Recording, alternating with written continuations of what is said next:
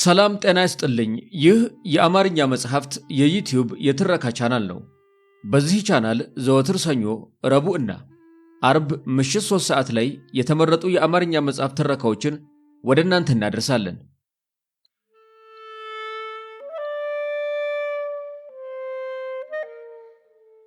በዛሬው የትረካ ሰዓታችን አሜሪካን ኦፕሬሽን ኤፒክ ፉሪ ብላ ስለጠራችው እስራኤልና አሜሪካ በኢራን ላይ ስለከፈቱት አስደንጋጭ መካከለኛው ምስራቅን ስላመሰው ድንገተኛ ጥቃትና የኢራኑን ፕሬዝዳንት አያቶላ አልሃሚኒንና ከፍተኛ ባለስልጣናትን ለመግደል የተደረጉ የጠራራ ፀሐይ ዘመቻዎችን የዳሰስንበትን ከተለያዩ ዓለም አቀፍ የዜና ወኪሎች የሰበሰብናቸው መረጃዎች እንደዚህ አሰናዳ ነው።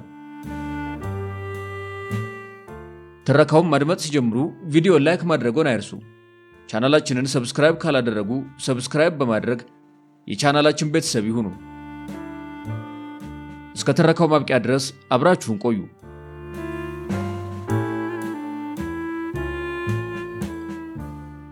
ስዊዘርላንድ ጄኔቭ ላይ በአሜሪካና በኢራን መካከል የተካሄደው ሶስተኛው ዙር ድርድር ውጤት ባለማምጣቱ ደስተኛ ለመሆናቸውን ፕሬዝዳንት ትራምፕ ከተናገሩ ከሰዓታት በኋላ እስራኤል ቅዳሜ የካቲት 21 2018 ዓ.ም ጠዋት በኢራን ላይ ጥቃት ከፍታለች።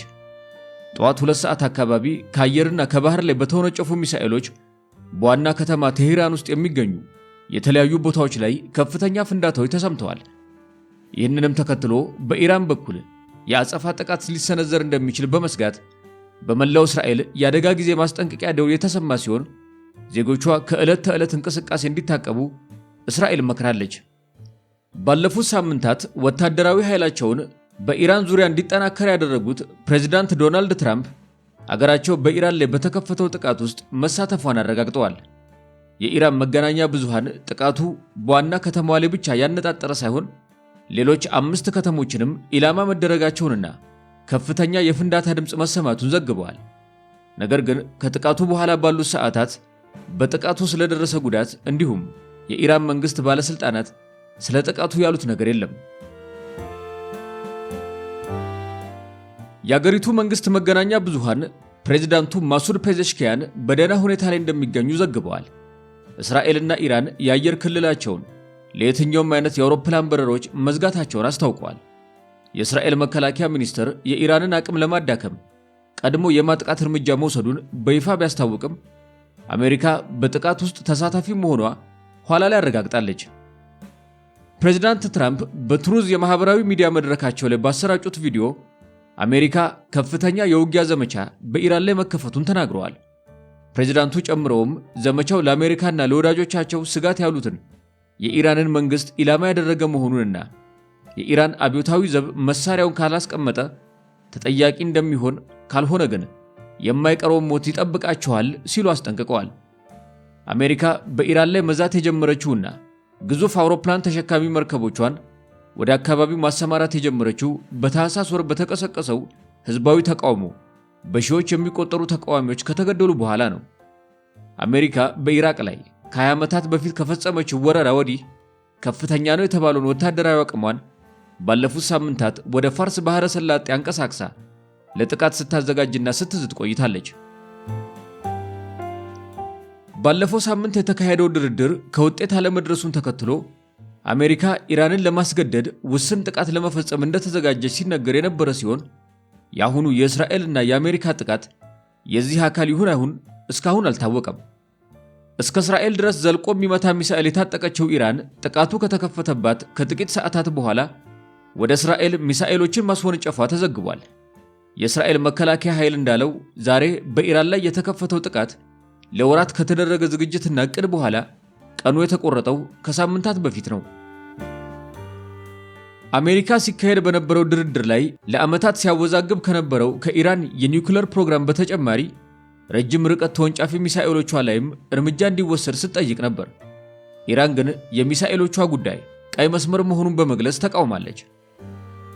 ከጥቃቱ መጀመር በኋላ ፕሬዝዳንት ትራምፕና ጠቅላይ ሚኒስትር ኔታንያሁ በተናጠል እንደተናገሩት ኢራናውያን መንግስታቸውን እንዲያስወግዱ ጥሪ አቅርበዋል። ይህ በኢራን ውስጥ የአገዛዝ ለውጥ የማምጣት ፍላጎት በሁለቱ ሀገራት በይፋ ሲነገር የቆየ ዕቅድ ነው። ከጥቃቱ መፈጸም ከሰዓታት በኋላ የሚወጡ ዘገባዎች እንደሚያመለክቱት የአገሪቱ ፕሬዝዳንት ጽሕፈት ቤት የተደበደበ ሲሆን ፕሬዝዳንቱ ላይ ጉዳት አለመድረሱን መሄር የተባለው የዜና ምንጭ ገልጿል። በኢራን ውስጥ ዋነኛው ውሳኔ ሰጪ የሆኑት ጠቅላዩ መሪው አያቶላ አልሃሚኒ ጥቃቱ ሲፈጸም በዋናዋ ከተማ ውስጥ እንዳልነበሩና ወደ አስተማማኝ ቦታ መዘዋወራቸውንም አንድ ባለስልጣን ለሮይተርስ ዜና ወኪል ተናግረዋል። ባለፉት ሳምንታት በኢራን ላይ ጥቃት የሚፈጸም ከሆነ ከወታደራዊ ኢላሞች በተጨማሪ ጠቅላይ መሪውና ልጃቸው ላይ እንደሚያተኩር ተገልጾ ነበር። በከተሞች አካባቢ ዛሬ የተፈጸሙት ጥቃቶችም ምናልባት የኢራን ፖለቲካዊና ወታደራዊ መሪዎችን ኢላማ ሳያደርጉ እንዳልቀሩ እየተነገረ ይገኛል። እስካሁን በጥቃቶቹ በሰው ላይ ስለደረሰ ጉዳትና የትኞቹ ተቋማት እንደተመቱ የተባለ ነገር የለም። አሜሪካ ከእስራኤል ጋር በመሆን ወሳኝ ዘመቻ በኢራን ላይ መክፈቷን የተናገሩት ፕሬዝዳንት ትራምፕ በሂደቱ መስዋዕትነት ሊኖር እንደሚችል አስጠንቅቀዋል። ጥቃቱ ዓላማ ያደረገው የኢራንን ሚሳኤሎችን ማውደምና ባህረ ኃይሏን መደምሰስ መሆኑን የጠቀሱት ትራምፕ በዚህ ሂደትም ሞትና ጉዳት በአሜሪካውያን ላይ ሊደርስ እንደሚችል፣ ይህም መጪውን ጊዜ ደህንነቱ የተጠበቀ ለማድረግ ነው ብለዋል። የእስራኤል ጦር ዛሬ ኢራን ላይ ከፈጸመው ጥቃት ጎን ለጎን በሊባኖስ ውስጥ የኢራን አጋር በሆነው ሄዝቦላህ ይዞታዎች ላይ እርምጃ ወስዷል። ከጥቃቱ ጋር ተያይዞ ሰራዊቱን በሊባኖስ ድንበር ላይ ለማጠናከር የተጠባባቂ ኃይል አባላትን በሙሉ ጠርቷል። የኢራን እስላማዊ ሪፐብሊክ ጠቅላይ መሪ አያቶላ አልሃሚኒ በእስራኤልና በአሜሪካ በተከፈተው ጥቃት ኢላማ ከተደረጉት መካከል አንዱ መሆናቸውን ዘገባዎች በስፋት እያመላከቱ ነው። ከኢራን የሚወጡ ያልተረጋገጡ ዘገባዎች የተፈጸሙት ጥቃቶች በዋናነት ኢላማ ያደረጉት ጠቅላይ መሪውን አያቶላ አልሃሚኒን ጨምሮ ሌሎች የአገሪቱ ከፍተኛ ፖለቲካዊና ወታደራዊ አዛዦች ላይ መሆኑን አመላክተዋል። ጥቃቶቹ በአወዛጋቢዎቹ ወታደራዊ ተቋማት ላይ ሳይሆን በዋናነት በዋና ከተማዋ ቴሄራን ማዕከላዊ ክፍሎች ውስጥ በሚገኙ ስፍራዎች ላይ ሲሆን በሌሎች ከተሞችም ላይ ተፈጽሟል። የኢራን መገናኛ ብዙሃን በአገሪቱ ፕሬዝዳንት ማሱድ ፔዜሽኪያን ጽሕፈት ቤት ላይ ጥቃት መፈጸሙን አረጋግጠው ፕሬዝዳንቱ ላይ ግን ጉዳት አለመድረሱን ዘግበዋል። የኢራን እስላማዊ ሪፐብሊክ የበላይ መሪ አያቶላ አልሃሚኒ ጥቃቱ ሲፈጸም ቴሄራን ውስጥ እንዳልነበሩና ለደህንነታቸው አስተማማኝ ከሆነ ስፍራ እንደሚገኙ ለሮይተርስ ዜና ወኪል አንድ ባለስልጣን ተናግረዋል። አሜሪካ በኢራን ላይ ወታደራዊ እርምጃ ለመውሰድ እየተዘጋጀች ባለበት በአሁኑ ሰዓት ጠቅላይ መሪው አያቶላ አልሃሚኒና ልጃቸው ዋነኛ ዓላማ ሊሆኑ እንደሚችሉም ተነግሯል። ባለፉት ሳምንታት የአየር ጥቃት በኢራን ላይ የሚፈጸም ከሆነ የአገሪቱ ከፍተኛ አመራሮች በተናጠልና ቁልፍ ወታደራዊ ተቋማትን ኢላማ በማድረግ የመንግስት ለውጥን ለማካሄድ እቅድ መውጣቱን የአሜሪካ ባለስልጣናት ለሮይተርስ ተናግረው ነበር። አክሲዩስ የተባለ የአሜሪካ የዜና ድረገጽ እንደዘገበው ፕሬዝዳንት ዶናልድ ትራምፕ ከመከላከያ ሚኒስቴር ፔንታጎን አማካሪዎች የተለያዩ አማራጮች ቀርበውላቸዋል። ከነዚህ መካከል የኢራን ጠቅላይ መሪንና በዙሪያቸው ያሉ ቁልፍ ሰዎችን ኢላማ ማድረግ አንዱ እንደሆነ አመላክቶ ነበር። አንድ አማካሪ ለድረገጹ እንደተናገሩት አንደኛው አማራጭ አያቶላንና ወንድ ልጃቸውን እንዲሁም በዙሪያቸው ያሉ አመራሮችን ማስወገድ ነው። ሌላው ምንጭ በተመሳሳይ ለአክሲዮስ እንዳረጋገጠው ይህ አያቶላ አልሃሚኒንና ልጃቸውን ኢላማ የማድረግ ሐሳብ ከበርካታ ሳምንታት በፊት አንስቶ የቀረበ እንደሆነ ነው። አንድ የፕሬዝዳንት ትራምፕ ከፍተኛ አማካሪ ትራምፕ ያሉትን አማራጮች ክፍት አድርገዋቸዋል፣ በየትኛውም ሰዓት ጥቃት እንዲፈጸም ውሳኔ ሊያስተላልፉ ይችላሉ ሲሉ ተናግረው ነበር። በአሁኑ ጥቃት ከፍተኛ ባለስልጣናት ኢላማ መደረጋቸው እየተነገረ ቢሆንም እስካሁን ስለደረሰው ጉዳት ከኢራን መንግስት የተገለጸ ነገር የለም። የአሜሪካው ፕሬዝዳንትና የእስራኤሉ ጠቅላይ ሚኒስትር ባደረጉትም ንግግር በኢራን ላይ የሚፈጸመው ጥቃት ለተከታታይ ቀናት የሚዘልቅ መሆኑን አመላክተዋል። ፕሬዝዳንት ትራምፕ ከዚህ በፊት ሲደጋግሙት እንደነበረው ኢራናውያን መሪዎቻቸውን በማስወገድ የመንግስት ለውጥ እንዲያካሂዱ ጥሪ አቅርበዋል። ባለፉት ዓመታት በአሜሪካና በእስራኤል የተፈጸሙ ጥቃቶች ከኒውክሌርና ከሚሳኤል ማዕከላት ባሻገር የኢራን የኒውክሌር ሳይንቲስቶች፣ ወታደራዊና ፖለቲካዊ መሪዎች ላይ የተነጣጠሩ ነበሩ። አሜሪካም ሆነች እስራኤል ኢራን ውስጥ እግረኛ ወታደሮችን አሰማርተው መዋጋት እንደማይፈልጉ በተደጋጋሚ ከገለጹ በኋላ ዋነኛ ኢላማቸው የኢራን ስርዓት የእዝ ሰንሰለት መሆኑን ሲነገር ቆይቷል። በዚህም የአየርና የሚሳኤል ጥቃቶችን በመፈጸም የመንግስቱን ቁልፍ አመራሮች በመምታት በኢራናውያን በራሳቸው ከውስጥ ለውጥ እንዲመጣ ዓላማ አላቸው።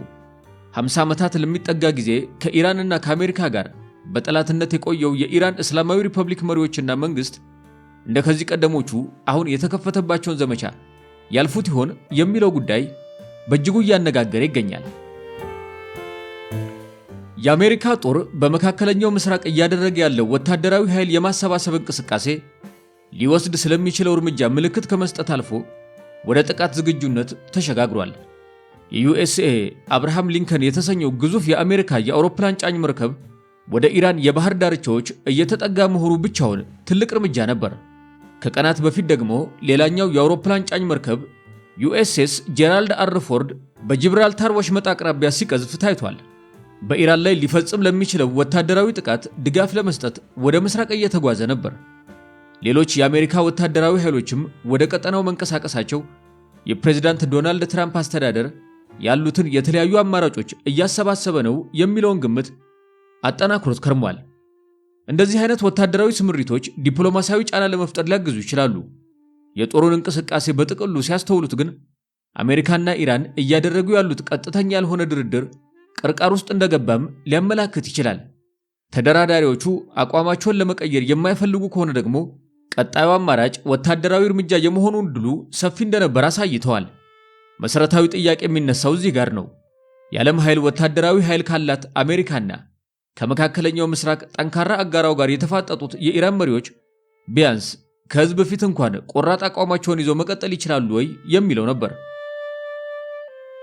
የዚህ ጥያቄ መልስ የሚገኘው አሜሪካ ለንግግር ያስቀመጠቻቸው ቅድመ ሁኔታዎች ውስጥ ነው። አሜሪካ ያቀረበቻቸው ጥያቄዎች በኢራን መነጽር ሲታዩ የእጅ መስጠት እርምጃዎች እንጂ የድርድር ቅድመ ሁኔታዎች አይደሉም።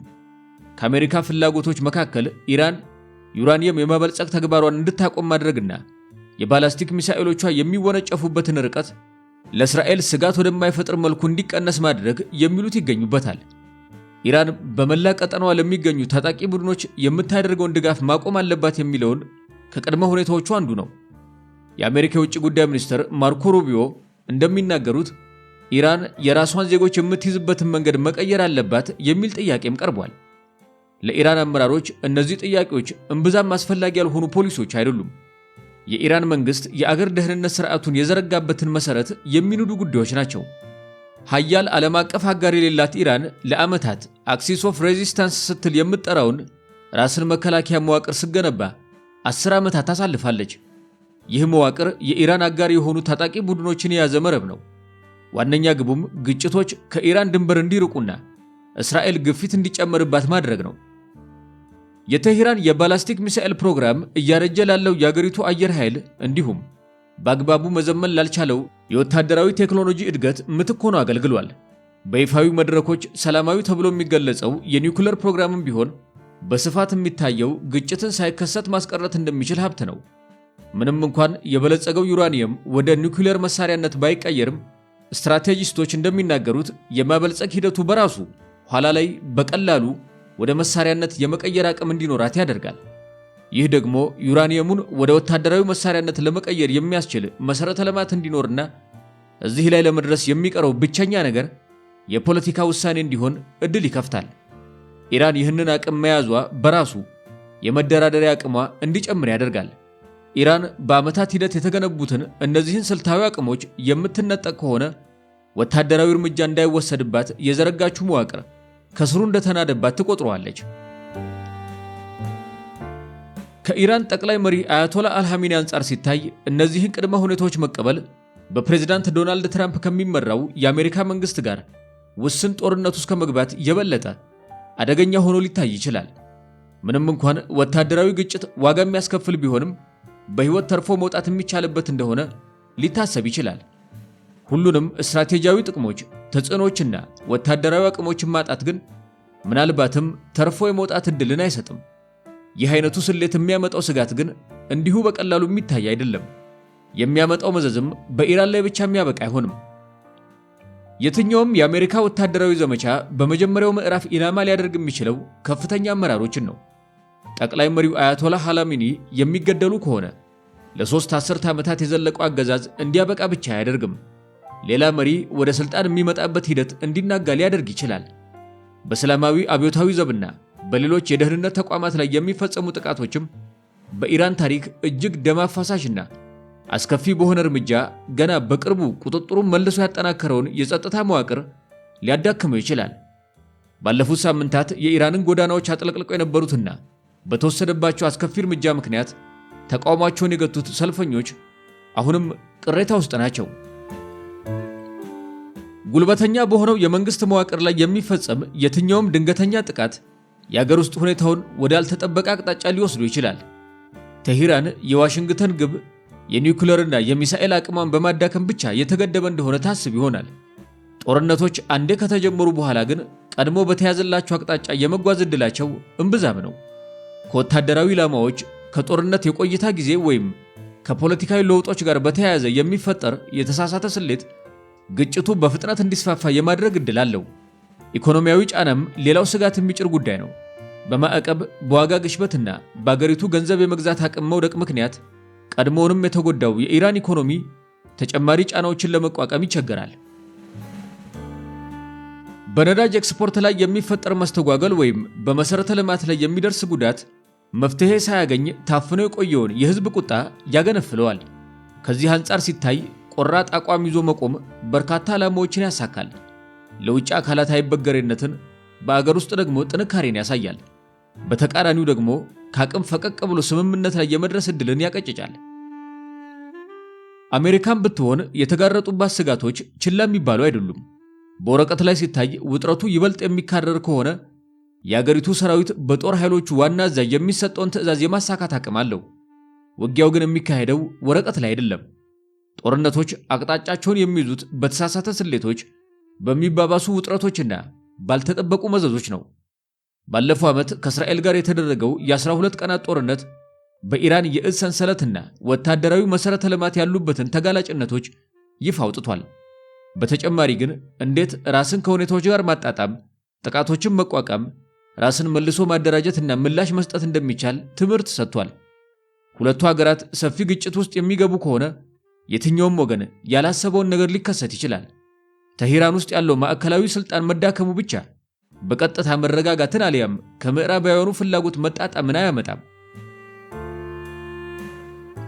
በዚህ መሃል የሚፈጠር የስልጣን ክፍተት አዲስ የተበታተነና አክራሪዎች እንዲወጡ ሊያደርግ ይችላል። ይህ ደግሞ በቀጠናው ያለውን ሚዛን ዋሽንግተንና አጋሮቿ ወደማይፈልጉት መልኩ ያዛበዋል። አያቶላ አልሃሚኒ በአሁኑ ሰዓት ፊታቸው የቀረቡት ጥሩ የሚባሉ አማራጮች ጥቂት ናቸው። አንዱ አማራጭ የዋሽንግተንን ቅድመ ሁኔታዎች መቀበል፣ በሂደቱም አገዛዙ የገነባውን የመከላከያ ስትራቴጂን የሚያዳክመውን አደጋ መጋፈጥ ሊያስከትል ይችላል። አሊያም ደግሞ የአሜሪካ ፍላጎቶች ውድቅ አድርጎ የአገር ውስጥ ሁኔታን በተዳከመበት በዚህ ጊዜ ግጭት ውስጥ የመግባት ዕድሉ እንዲጨምር ማድረግ። የኢራን ጠቅላይ መሪ ስትራቴጂያዊ አቅምን አጥቶ እጅ መስጠትን የከፋው አማራጭ አድርጎ ሊቆጥሩት ይችላሉ።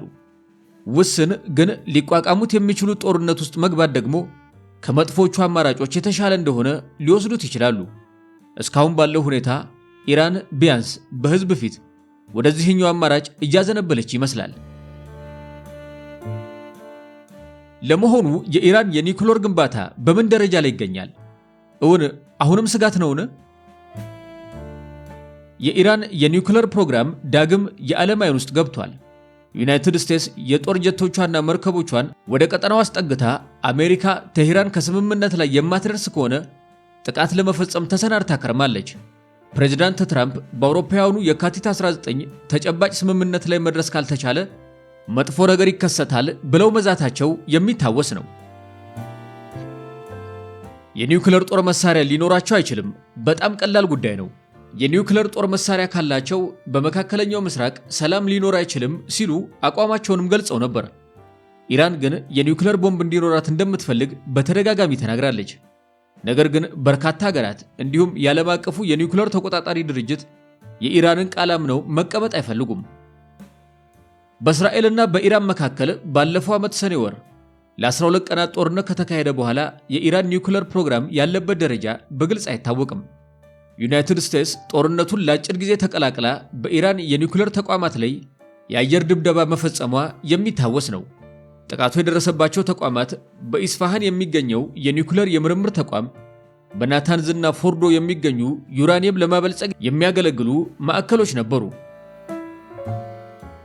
ከጥቃቱ በኋላ ትራምፕ ተቋማቱ ከጥቅም ውጭ ሆነዋል ሲሉ ተናግረው ነበር። ከሳምንታት በኋላ ግን የዓለም አቀፉ የኒውክሌር ተቆጣጣሪ ኤጀንሲ ኃላፊ ሩፋኤል ግሮሲ በተቋማቱ ላይ የደረሰው ጥቃት ከባድ ቢሆንም ሙሉ በሙሉ አለመውደማቸውን በመግለጽ በወራት ውስጥ ማበልጸግ ሊጀምሩ ይችላሉ ሲሉ አስጠንቅቀው ነበር። የዓለም አቀፉ የኒውክሌር ተቆጣጣሪ ኤጀንሲ እስራኤል ባለፈው ዓመት ሰኔ 13 ጥቃት ስትፈጽም ኢራን 440 ኪሎ ግራም የበለጸገና ጥራት ደረጃው 60 በመቶ የሆነ ዩራኒየም ክምችት ነበራት ብሏል። ይህም የጦር መሳሪያ ለማምረት ጥቂት ብቻ የቀረው ማለት ነው። ግሮሲ በጥቅምት ወር ለአሶሺየትድ ፕሬስ እንደተናገሩት ይህ መጠን የበለጠ ከበለጸገ ለ10 የኒውክሌር ቦምቦች በቂ ይሆናል። በህዳር ወር የኢራን የውጭ ጉዳይ ሚኒስተር አባስ አርግቺ ለዚ ኢኮኖሚስት እንደተናገሩት ዩራኒየም ማበልጸጉ አሁን ቆሟል ብለዋል። ባሳለፍነው ወር ለፎክስ ኒውስ ደግሞ አዎ ተቋማቱን ማሽኖቹን አውድማችሁታል፣ ግን ቴክኖሎጂው ሊደበደብ አይችልም፣ እናም ቁርጠኝነታችንም ሊደበደብ አይችልም ብለዋል። ግሮሲ በጥር ወር ለሮይተርስ እንደተናገሩት የዓለም አቀፉ የኒውክሌር ተቆጣጣሪ በኢራን ውስጥ በቦምብ ጥቃት ያልደረሰባቸውን 13 የኒውክሌር ጣቢያዎችን መመልከት ችሏል። ነገር ግን 3ቱን ቁልፍ ቦታዎች መመርመር አልቻለም። ኤጀንሲው ለመጨረሻ ጊዜ የኢራንን ከፍተኛ የበለጸገ የዩራኒየም ክምችት ከፈተሸ 7 ወራት ሆኖታል ብለዋል። በተለይም የክምችቱ ቦታና ሁኔታ እንዲሁም የማበልጸጊያ ተቋማት ሁኔታ ላይ እርግጠኛ አይደለም። የኢራን መንግስት የኒውክሌር ዓላማ ለሰላማዊ አገልግሎት ብቻ መሆኑን በተደጋጋሚ ይገልጻል። አገሪቱ የፈረመችው ስምምነት የሚፈቅደው የኒውክሌር ቴክኖሎጂን ለሕክምና፣ ለግብርናና ለኤነርጂ አገልግሎት ብቻ መጠቀም ሲሆን የኒውክሌር ጦር መሳሪያዎችን መታጠቅን ይከለክላል።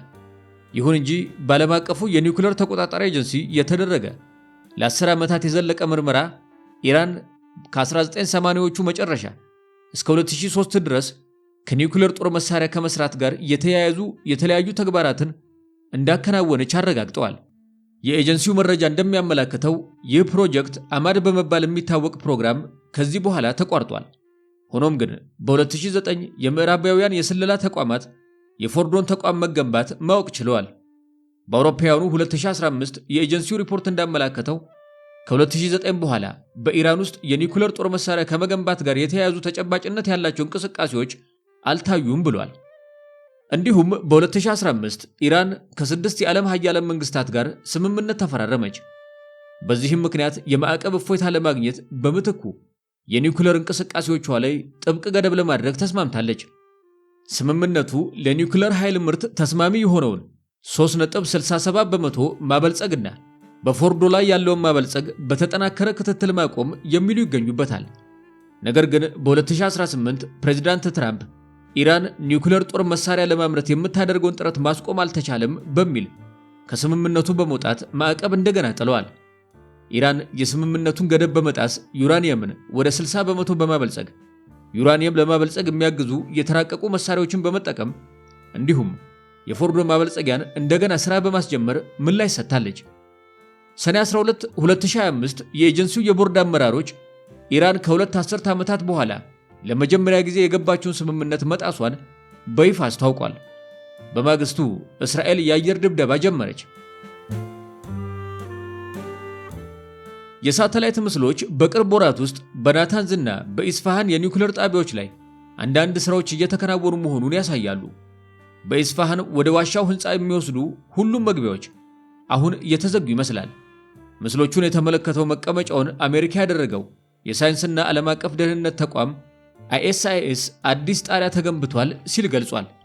ምስሎቹ በናታንዝ በሚገኝ ተቋም ላይም ጣሪያ መገንባቱን ያሳያል። በISIS ለመጀመሪያ ጊዜ የተተነተኑ የቅርብ ጊዜ የሳተላይት ምስሎች ኢራን የኮላንግ ጋዝላ ተራራ የተባለ መሬት ውስጥ የሚገኝ ተቋምን እያጠናከረች መሆኑን ያሳያሉ። በተጨማሪም ፒካኤክስ ተራራ በመባል የሚታወቀው ቦታ በእስራኤል ወይም በአሜሪካ አየር ኃይል ጥቃት አልደረሰበትም። ይህ ተቋም ከናታንዝ የኒውክሌር ተቋም በስተደቡብ 2 ኪሎ ሜትር ርቀት ላይ ይገኛል። የጦር መሳሪያ ለማምረት የሚያስችል የበለጸገ ዩራኒየም ማምረት የኒውክሌር ጦር መሳሪያ ከመገንባት ጋር ተመሳሳይ አይደለም። ይህን ለማድረግ ተጨማሪ የቴክኒክ እርምጃዎችን ይፈልጋል። ባለፈው ዓመት ግንቦት ወር ላይ የአሜሪካ የመከላከያ መረጃ ኤጀንሲ DIA ያደረገው ግምገማ እንዳመለከተው የእስራኤልና የአሜሪካ ጥቃቶች ከመፈጸማቸው በፊት ኢራን በወቅቱ ምናልባት ከአንድ ሳምንት ባነሰ ጊዜ ውስጥ የመጀመሪያውን የኒውክሌር መሳሪያ ለማምረት የሚያስችላትን በቂ የጥራት ደረጃ ያለው ዩራኒየም ማምረት ችላለች። ይሁን እንጂ ኢራን የበለጸገውን ዩራኒየም የጦር መሳሪያ የማምረት አቅም ለመፍጠር እየሞከረች ነው በሚል የሚቀርቡባት ግምገማዎች ይለያያሉ። የዲአይኤ ግምገማም ኢራን የኒውክሌር ጦር መሳሪያዎችን እያመረተች እንዳልሆነ ጥርጥር የለውም። ነገር ግን ኢራን በቅርብ ዓመታት ውስጥ ከፈለገች ለማምረት የሚያስችላትን ተግባራትን አከናውናለች። ይሁን እንጂ የእስራኤል ጦር ሰኔ ወር ላይ የኢራን መንግስት ለኒውክሌር ቦምብ የሚሆኑ የጦር መሳሪያዎችን ለማምረት የሚያደርገውን ጥረትን የሚያሳዩ ተጨባጭ እርምጃዎች ማድረጉን የሚያሳይ መረጃ መሰብሰቡን አስታውቋል።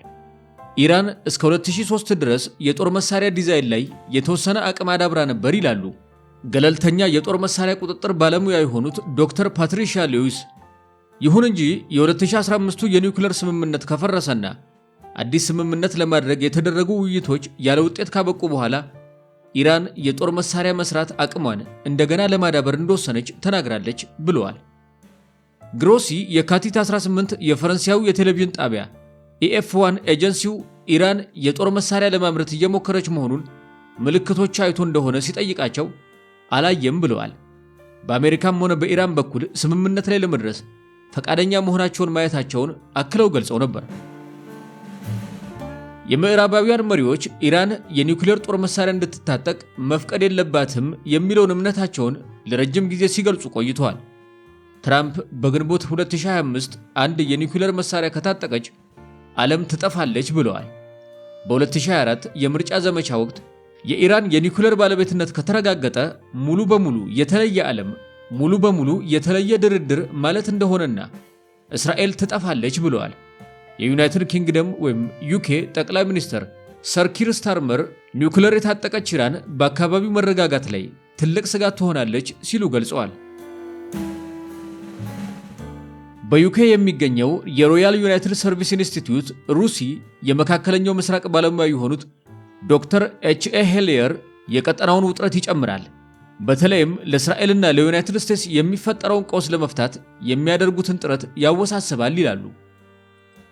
አንዳንድ ተንታኞች የኢራን የኒውክሌር ጦር መሳሪያ መታጠቅ በቀጠናው ላይ ሊያፈረጥማት ይችላል፣ ከቻይናና ሩሲያ ጋር ያላትን ግንኙነት ሊያጠናክርና ከሳዑዲ አረቢያ ጋር የጦር መሳሪያ ውድድርን ሊያነሳሳ እንደሚችል ይከራከራሉ።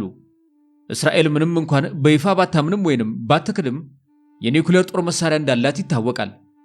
ሄሊየር ይህ ማለት ኢራን የኒውክሌር ጦር መሳሪያ መታጠቅ እውን የሚሆን ከሆነ ወዲያውኑ ፍጥጫ ውስጥ ከመግባት ይልቅ የጋራ መከላከያ ይሆናል ማለት ነው ሲሉ ይከራከራሉ። አብዛኞቹ የቀጠናው ሀገራት የእስራኤልን ኃይል እንደ መላምታዊ የኢራን ቦምብ ሳይሆን እንደ አሁናዊና አደፍራሽ የጸጥታ ስጋት አድርገው ይመለከቱታል ብለዋል። ኢራን የኒውክሌር ጦር መሳሪያ መታጠቅ ትልቁ አደጋ በግጭት ወቅት የሚኖረው የስሌት ስህተት ነው ብለዋል። ትራምፕ ትሩዝ ሶሻል በተሰኘው ማህበራዊ ገጻቸው ዩኤስኤ አብርሃም ሊንከን የተሰኘው ግዙፍ የጦር መርከባቸውና ሌሎችም ኃይሎች ወደ ባህረ ሰላጤው መሰማራታቸውን አስታውቀው ነበር። አስፈላጊ ሲሆን በፍጥነትና በአደገኛ ሁኔታ የሚሰጣቸውን ተልዕኮ ለመፈጸም ዝግጁ መሆናቸውንም ጠቁመው ነበር። ምንም እንኳን ይህ የአውሮፕላን ማረፊያ ያለው መርከብ ትክክለኛ አድራሻው ከአንድ ሳምንት በላይ ይፋ ያላደረገ ቢሆንም አንድ አውሮፕላን ኦማን አካባቢ ሲያርፍ ፍላይ ራዳር 24 በተባለው የአውሮፕላን መከታተያ ድረገጽ በመታየቱ መርከቡ ኦማን አካባቢ እንዳለ ይገመታል። ሌሎች 3 የጦር መርከቦችም ወደ መካከለኛው ምስራቅ ቢሰማሩ ዩኤስኤስ አብርሃም ግዙፉ ነው። ለመሆኑ ይህ የጦር መርከብ ምን ይዟል? የአሜሪካ ማዕከላዊ እዝ በኤክስ ገጹ ዩኤስኤስ አብርሃም የጥቃት ቡድን በአሁኑ ወቅት ቀጠናዊ ጸጥታና ደህንነት ለማስጠበቅ መካከለኛ ምስራቅ ይገኛል ሲል ጽፏል። ዩኤስኤስ አብርሃም ሊንከን የኒውክሌር የጦር መሳሪያ ከያዙ የአሜሪካ ጦር መርከቦች አንዱ ሲሆን የአሜሪካ ባህር ኃይል የዓለማችን ትልቁ የጦር መርከብ ሲል ይጠራዋል። የአውሮፕላን ማኮብኮቢያና ማረፊያ ያለው ይህ መርከብ ኤፍ-35 እንዲሁም ኤፍኤ-18 ሆርኔት የተሰኙ የጦር ጀቶችን እንደታቀፈ አሶሺየትድ ፕሬስ ዘግቧል። ዩኤስኤስ አብርሃም ሊንከንና 3ቱ የጦር መርከቦች በሺዎች የሚቆጠሩ የአሜሪካ ወታደሮችን ይዘው ወደ መካከለኛው ምስራቅ እንደተሰማሩ ይነገራል። መርከቡ የተለያዩ ሚሳኤሎች ሊኖሩት እንደሚችሉም ይታመናል። ከነዚህ መካከል የኔቶ ሲስፓርቶ ጸረ ሚሳኤል መሳሪያ ይጠቀሳል። 332 ሜትር የሚረዝመው ዩኤስኤስ አብርሃም ሊንከን ሌሎች የጦር መርከቦች ላይ ጥቃት መፈጸም የሚችሉ ፋላን ኤክስ የጦር መሳሪያዎች ይዟል። ፋላን ኤክስ በኮምፒውተር ቁጥጥር የሚደረግለት በራዳር የሚመራ የጦር መሳሪያ ነው። መርከቡ ከዚህ አልፎ ራም የተባለ ሱፐርሶኒክ የሚሳኤል ስርዓት እንደተገጠመለት ይታመናል። ከአሜሪካ ግዙፍ የጦር መርከቦች መካከል አንዱ የሆነው ዩኤስኤስ አብርሃም ሊንከን ሌሎች በርካታ የጦር መሳሪያዎችና የራዳር ስርዓቶች የተገጠሙለት ነው። ኒክሲ የተባለው ቴክኖሎጂ የሚያወጣው ድምፅ መርከቡን ለመከታተል የሚመጡ ኃይሎች ሰርጓጆችን ለማታለል የተሰራ ነው። የራዳር ስርዓቶቹ ደግሞ በአቅራቢያው ያሉ ሁኔታዎችን ለመቃኘት፣ የአየር ትራፊክን ለመዳሰስና ሚሳኤሎች ኢላማቸውን ጠብቀው እንዲመቱ ለማድረግ ያግዛሉ። ዩኤስኤስ አብርሃም ሊንከን በሰዓት 60 ኪሎ ሜትር እንደሚጓዝና በአማካኝ እስከ 5600 ሰዎች እንደሚይዝ CMANO የተባለ የሀገራት የጦር ኃይል መረጃ የያዘ ገጽ ይጠቁማል። የዛሬው ጥቃት በመካከለኛው ምስራቅ የተፈጠረውን ወታደራዊ ግጭት ተከትሎ ሙሉ በሙሉ በሚባል ደረጃ በመካከለኛው ምስራቅ የአየር በረራዎች ቆመዋል። የኢትዮጵያ አየር መንገድን ጨምሮ በርካታ የአፍሪካና የሌሎች ሀገራት አየር መንገዶች ወደ አካባቢው የሚያደርጓቸውን ጉዞዎች ሰርዘዋል። በአፍሪካ ትልቁ አየር መንገድ የሆነው የኢትዮጵያ አየር መንገድ ወደ ተለያዩ የመካከለኛ ምስራቅ ሀገራት የሚያደርጋቸውን በረራዎች በደህንነት ስጋት ምክንያት አቋርጧል። በዚህም ምክንያት የኢትዮጵያ አየር መንገድ ወደ ዮርዳኖስ፣ አማን፣ እስራኤል፣ ቴልአቪቭ እና ሊባኖስ ቤይሩት የሚያደርጋቸውን በረራዎች ሰርዟል። በተመሳሳይ የኬንያ፣ የሞሮኮና የሩዋንዳ አየር መንገዶችም በረራዎቻቸው ተስተጓጉለዋል።